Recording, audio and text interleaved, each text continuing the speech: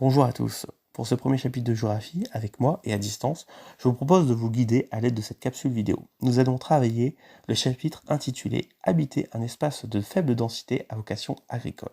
Arrêtons-nous quelques instants sur les termes de notre chapitre. Un espace de faible densité. Vous avez déjà étudié ce type d'espace avec l'étude de cas sur le Groenland. Il s'agit d'un espace où la densité de la population, c'est-à-dire le nombre d'habitants, d'individus qui occupent une surface donnée, le plus souvent sur 1 km carré, c'est-à-dire 1 km sur 1 km, est faible. C'est-à-dire qu'il y a peu d'habitants sur ce kilomètre carré. Arrêtons-nous maintenant sur les termes à vocation agricole. On va étudier les espaces dédiés à l'agriculture, qui est l'ensemble des travaux qui transforment le milieu naturel par la production de végétaux, exemple le blé, le maïs, la salade, mais aussi l'élevage, par l'élevage d'animaux comme les vaches, les moutons, les chèvres, et qui sont donc utiles à l'homme. Ces espaces agricoles sont en effet très importants et nécessaires aux sociétés humaines, qui leur permet notamment de se nourrir. Mais pas que. Nous verrons que, par exemple, au Mali, il y a une production de coton très importante, et le coton permet de fabriquer, de produire du tissu qui va permettre de fabriquer des t-shirts, par exemple.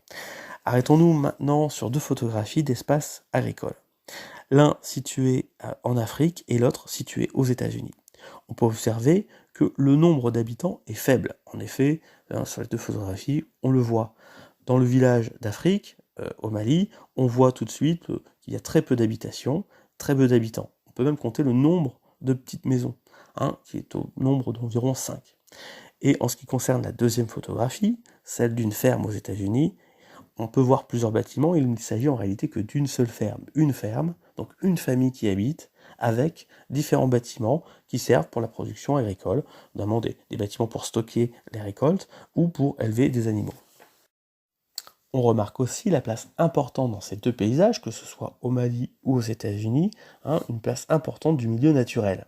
Dans le village africain, on peut voir que tout autour de ce village, il y a de nombreux champs, de nombreux espaces naturels, mais aussi autour de cette ferme aux États-Unis, on peut voir des champs à perte de vue.